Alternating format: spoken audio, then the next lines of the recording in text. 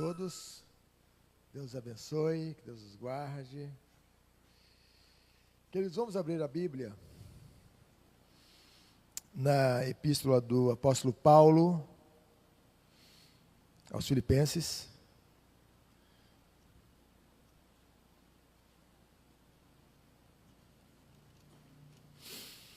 Filipenses capítulo 1, versículo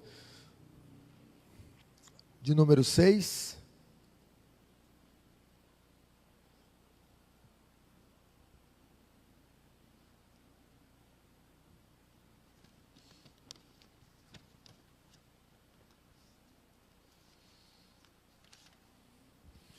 Onde a Bíblia diz, palavras do apóstolo: estou plenamente certo de que aquele que começou boa obra em vós há de completá-la até ao dia de Cristo Jesus. Amém. Vamos reclinar a nossa fronte e vamos orar. Senhor Deus, Pai amado, sabemos que estamos reunidos aqui nesta noite porque o Senhor tem propósitos. Sabemos que estamos aqui porque o Senhor deseja falar ao nosso coração. E nós realmente queremos ouvir a Tua voz, porque temos fome e sede de Ti. Que nesta noite o Senhor fale conosco, que nesta noite eu e meus irmãos sejamos visitados pela ação poderosa, transformadora e restauradora do Teu Espírito. Pai, que o Senhor ilumine a nossa mente para que ouçamos e compreendamos a Tua voz, e que o Senhor também aqueça o nosso coração para que vivamos como cristãos cheios do Teu Espírito. Que o Senhor não permita que nos tornemos cristãos mornos. Em nome de Jesus e para a Tua glória que oramos. Amém. Paulo, o evangelista de Tarso, fundou a igreja de Filipos em sua segunda viagem missionária. Sabemos que o apóstolo nutria muito carinho pelos irmãos e pelas irmãs que compunham a igreja filipense. Posteriormente, Paulo escreve uma carta àquela comunidade, com 3 objetivos.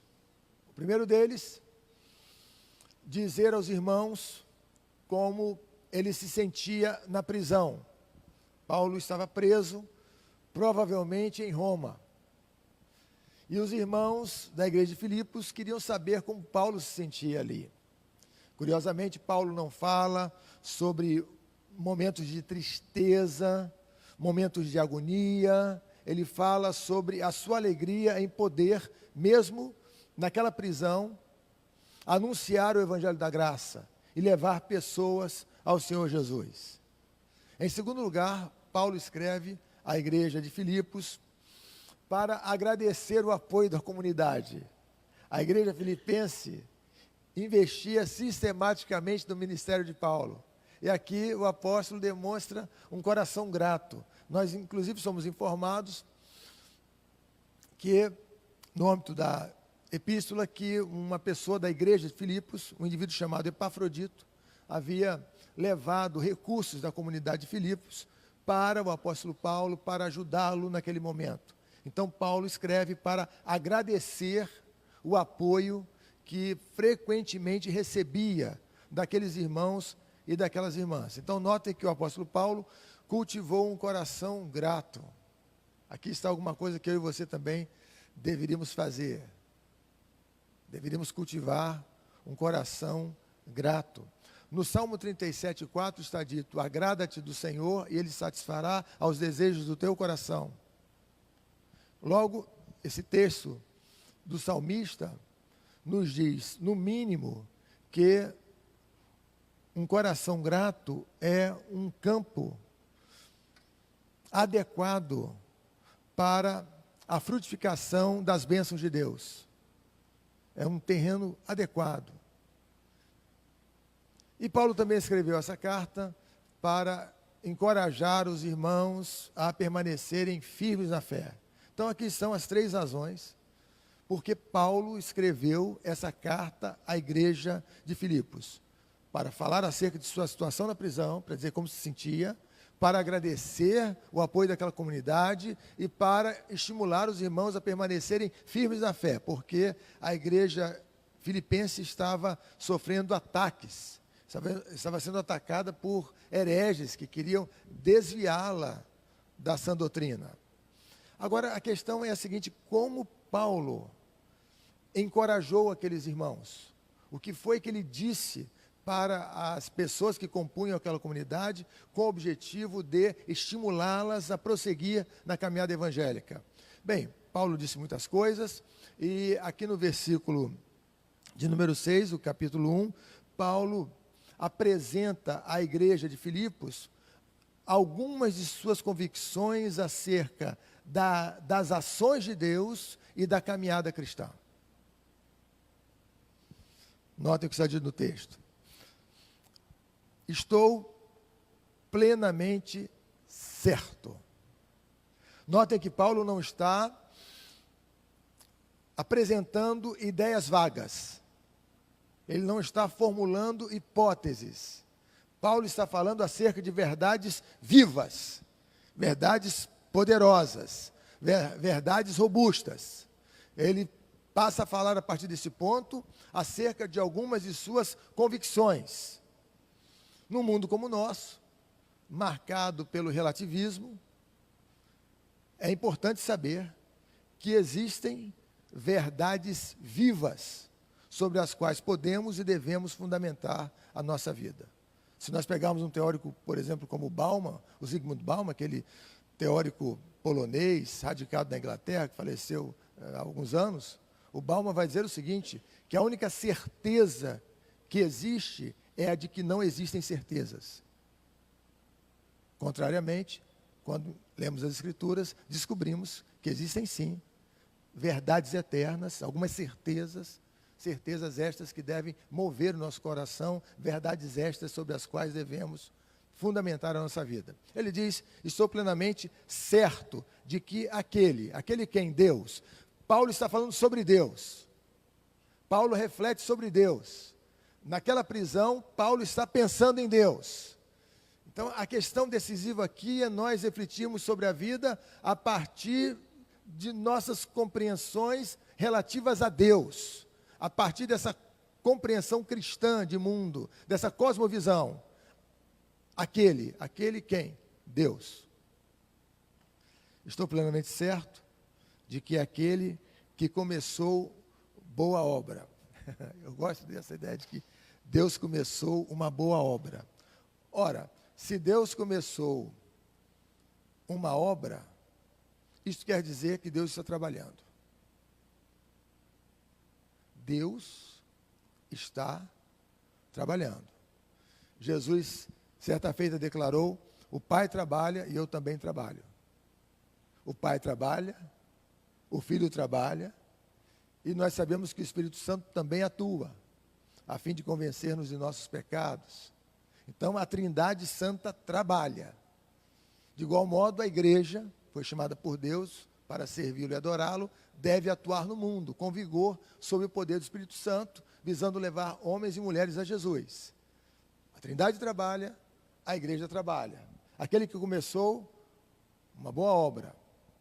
Se Deus começou a obra, então Deus está trabalhando. E é necessário que eu e você confiemos no trabalho de Deus. Que façamos a nossa parte, que combatamos o bom combate e que confiemos no trabalho de Deus. Deus está trabalhando. Você tem uma família? Lembre-se, Deus está trabalhando.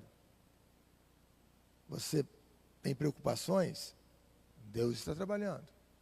Há sonhos movendo a sua vida, movendo o seu coração? Deus está trabalhando. Você está passando por lutas e tribulações? Deus está trabalhando. Deus está trabalhando. E nós poderíamos dizer que Deus está trabalhando em pelo menos 3 frentes. Deus está trabalhando em nós. com o objetivo de fazer com que nos tornemos pessoas mais parecidas com Jesus de Nazaré. Como Deus trabalha em nós? De certo, de várias formas. Destacarei uma. Abra comigo a sua Bíblia, em Romanos 8, 28. E deixe aí Filipenses capítulo 1, verso 6, também separado. E é claro que alguns de vocês sabem de cor esse texto, não é? Romanos 8, 28.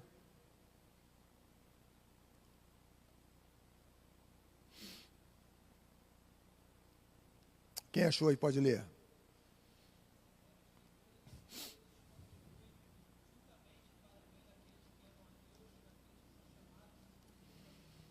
Ok? Texto escrito pelo apóstolo Paulo. Como Paulo começa o texto? Sabemos.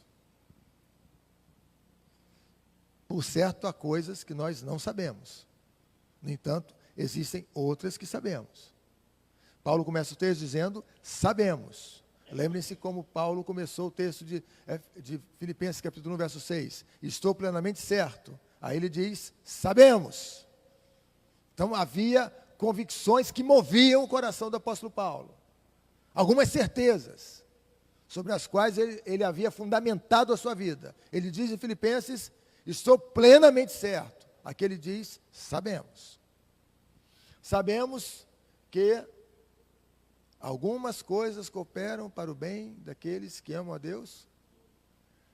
Todas. Sabemos que todas as coisas cooperam para o bem daqueles que amam a Deus, daqueles que são chamados segundo o seu propósito.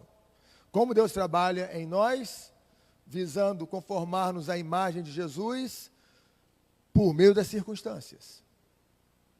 No texto de Romanos não está dito que todas as coisas que ocorrem são boas, no sentido de trazerem prazer imediato, satisfação imediata. Não é isso que se afirma no texto. O que está dito aí é que todas as coisas que ocorrem, ainda que não sejam agradáveis, contribuem para o nosso bem, promovem o nosso crescimento espiritual. Vamos pegar um exemplo assim, ápice. José, o José do Egito. José era menino, sofreu bullying, foi vendido pelos seus irmãos. Mais tarde, na condição de segundo homem mais poderoso da terra, José reencontra-se com esses irmãos. Os mesmos irmãos que o haviam vendido, não eram outros irmãos. Os mesmos. E José lhes diz, vocês intentaram o mal contra mim, todavia Deus o tornou em bem. Isso quer dizer que Deus transforma maldição em bênção, desgraça em graça, choro em alegria. Então nós podemos contar com a bênção de Deus, sabendo que Deus está conduzindo todas as coisas. Eu não sei o que você está vivendo hoje, mas eu sei que Deus está usando essa sua experiência para fortalecê-lo, para fortalecê-la, em nome de Jesus. Quantos podem dizer amém? Deus usando todas as coisas para promover o nosso bem, para fazer com que nos desenvolvamos, cresçamos espiritualmente, nos tornemos pessoas mais maduras, particularmente do ponto de vista espiritual. Deus está trabalhando em nós. Deus também está trabalhando por nós, dado que sabe que somos frágeis. Abra comigo aí a sua Bíblia, em Romanos capítulo 8, versos 26 e 27. Então nós estamos falando sobre o apóstolo Paulo, sobre algumas das convicções do apóstolo, que ele ressaltou ao escrever para a igreja de Filipos, com o objetivo de fortalecer aquela comunidade. Romanos 8, versos 26 e 27. Quem poderia ler? Por favor, o meu pai diria, por obséquio.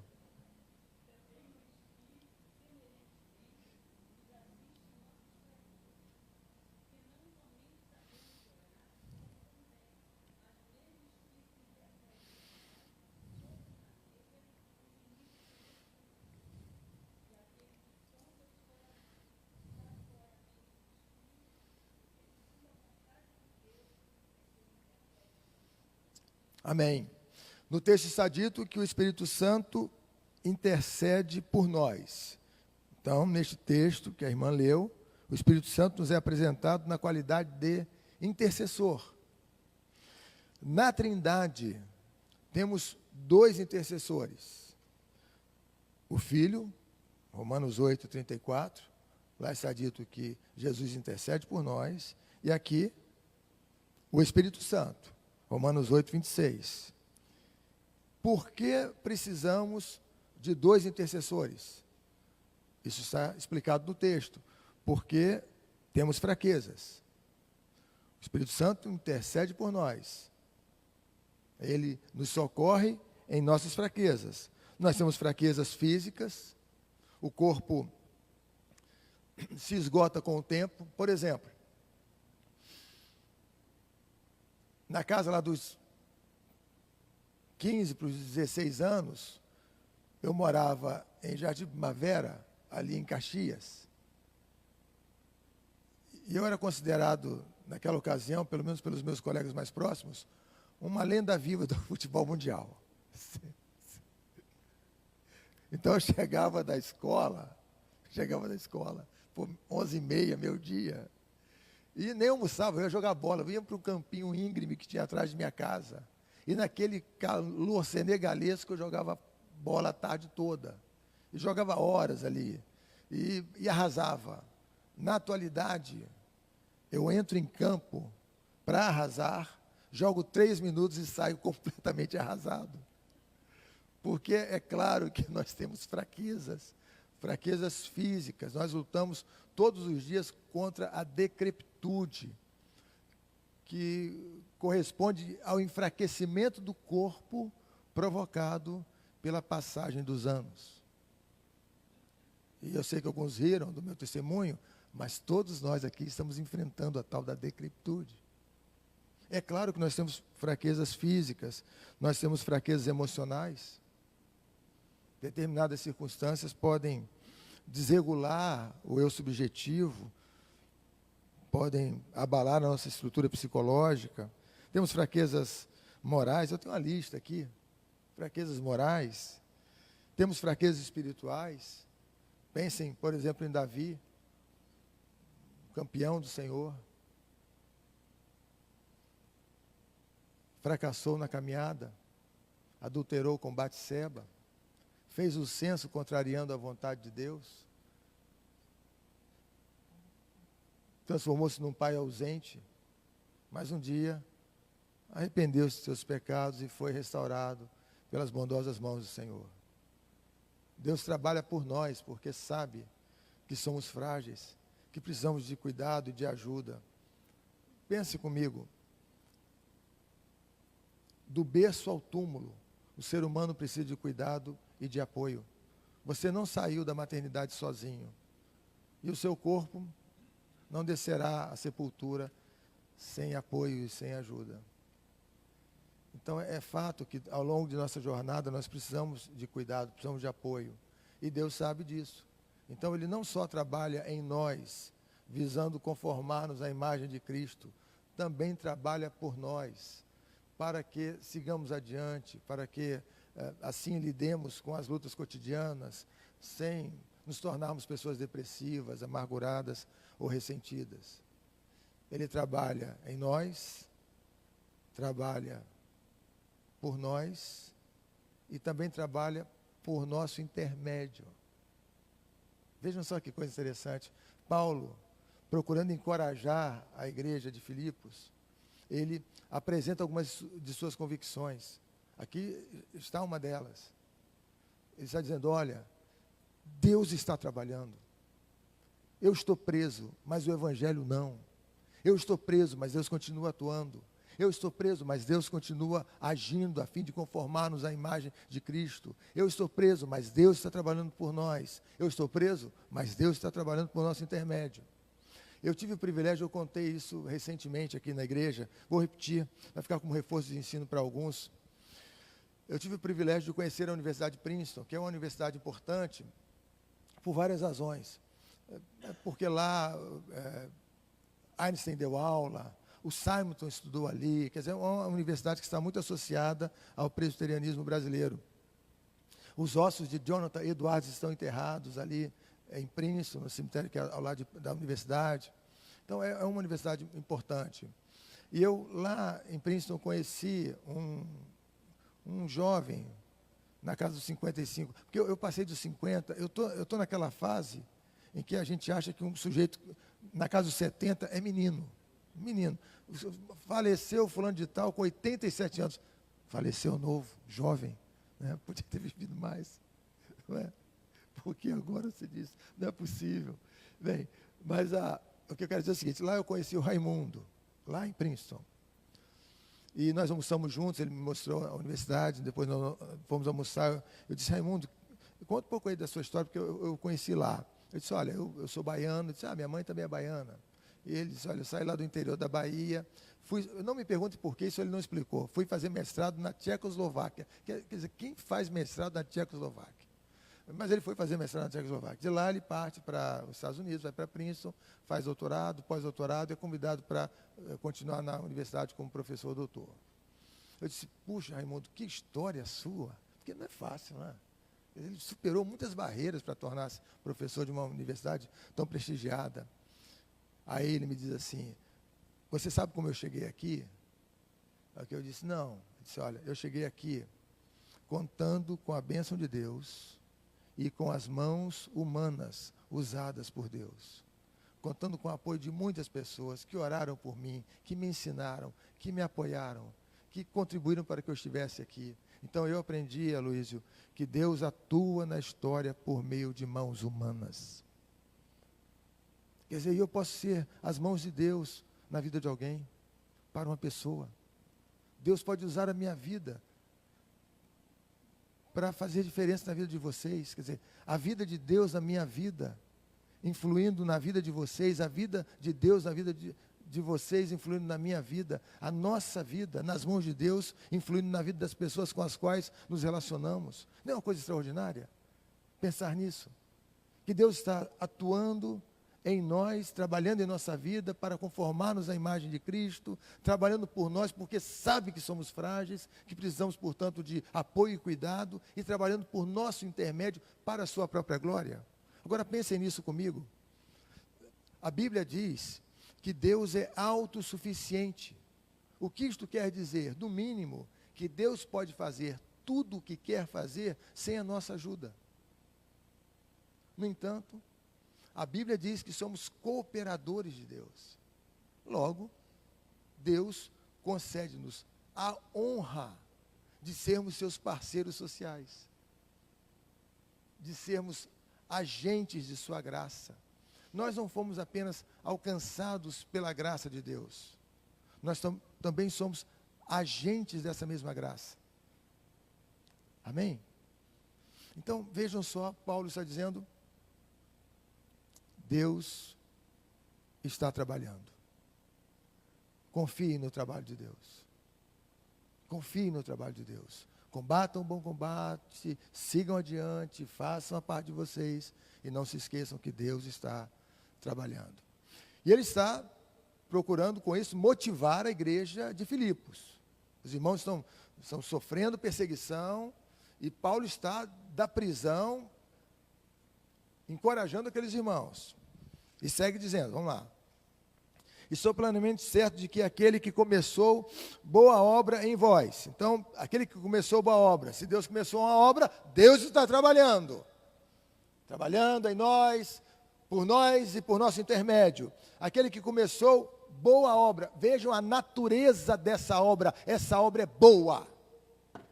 Porque tudo que Deus faz é bom. E alguns autores vão dizer que essa obra de Deus está associada à vida cristã. Tem a ver com a nossa caminhada com Deus. E o Shed, por exemplo, vai dizer que a vida cristã é boa. Por quê? Porque é celebrada na presença de Deus. Porque é celebrada para a glória de Deus.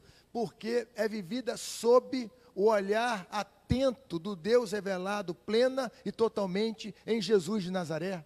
Essa obra é boa. A vida cristã é boa. Nós nos alegramos em Deus, nós vivemos na presença de Deus, e a Bíblia diz que na presença de Deus há alegria indizível e cheia de glória. É por isso que nós insistimos em dizer que a vida cristã, que poderia ser classificada como normal, é alegre.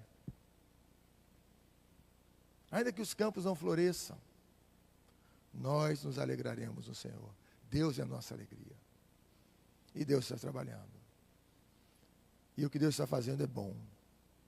Porque promove a nossa vida, porque promove a sua glória. Aquele que começou boa obra em vós, há de completá-la até ao dia de Cristo Jesus. Deus começou uma obra, essa obra é boa e Deus haverá de completá-la. Portanto, Deus, Ele é um Deus de iniciativa, se vocês me permitem o neologismo, também de acabativa. Ouçam a voz do Espírito Santo. O nosso Deus não é Deus de obra inacabada. Aquilo que Deus começou, Ele haverá de completar. E eu fico pensando na vida de minha esposa. Aquilo que Deus começou na vida de minha esposa, Ele completará. Nos meus filhos, aquilo que Deus começou na vida de meus filhos, Ele completará. Na minha vida, aquilo que Deus começou a fazer na minha vida, Ele completará. Na vida de nossa amada igreja, aquilo que Deus começou a fazer na vida de nossa amada igreja, Ele completará, porque Deus não é Deus de obra inacabada. Estou plenamente certo de que aquele que começou a boa obra em vós, há de completá-la até ao dia de Cristo Jesus. Então Deus completará a obra. E porque Deus completará a obra, podemos ousar declarar o seguinte: que não ficaremos pelo caminho. Porque Deus completará a obra. Não nos entregaremos ao desespero. Porque Deus completará a obra. Não nos tornaremos indivíduos ressentidos, amargurados, não congelaremos na indiferença, porque Deus completará a obra. Porque aquilo que Deus começou, Deus haverá de completar. Então, como Paulo está encorajando a igreja de Filipos, afirmando para aquela comunidade que Deus está trabalhando, que o que Deus está fazendo é bom, que há certas dimensões do trabalho de Deus, e que aquilo que Deus começou, Ele haverá de completar. Então, meus irmãos e minhas irmãs, que todos nós, nesta noite, recebamos essa palavra como palavra de Deus. E que tomemos por certo que aquilo que Deus começou em nossa vida, Ele completará para a sua glória, em nome de Jesus. Amém? Então vamos reclinar nossa fronte e vamos orar. Pense um pouquinho sobre a sua vida agora, por favor.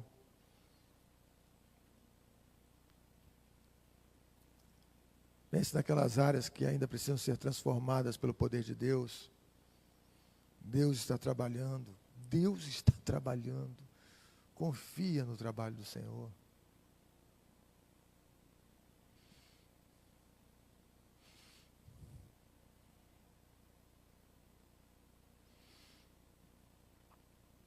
Senhor Deus, Pai amado,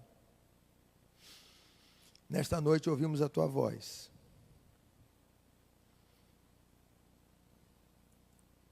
Fomos mais uma vez informados que o Senhor está trabalhando, que o Senhor começou uma obra, e essa obra é boa.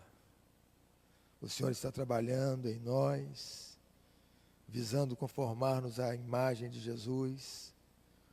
O Senhor está trabalhando por nós, porque sabe que somos frágeis. O Senhor está trabalhando por nosso intermédio, louvado seja o Teu santo nome por isso. Também, Senhor, fomos informados mais uma vez, porque nós já sabíamos disso, que o Senhor haverá de completar a obra que começou em nossa vida. Então, pela fé, eu e meus irmãos queremos declarar que não ficaremos pelo caminho, não nos arrastaremos pela vida, não cederemos à tentação da indiferença. Ao contrário, seguiremos adiante com alegria, animados pela convicção de que o Senhor está trabalhando e de que o Senhor haverá de completar essa obra.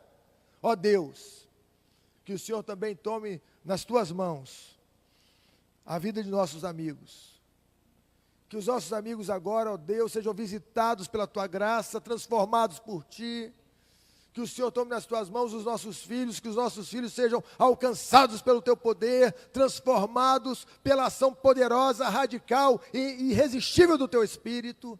E que os nossos lares sejam redutos de paz, redutos de esperança, lugares marcados pela harmonia, pela paz, pelo poder do Espírito, pelo amor, pela esperança. Pai, que o Senhor nos conceda graça, força, alegria e saúde, para que sigamos adiante combatendo o bom combate para a tua glória, Senhor. Muito obrigado. Obrigado, ó Deus, pelo teu trabalho, que é eficaz, poderoso, irresistível. Obrigado, Senhor. Nós colocamos diante de ti a nossa vida. Declaramos que somos absolutamente dependentes do teu poder e da tua graça. E afirmamos pela fé que será contando com este poder que provém do teu trono, que seguiremos adiante. Em nome de Jesus. E para a tua glória que oramos. Amém e amém.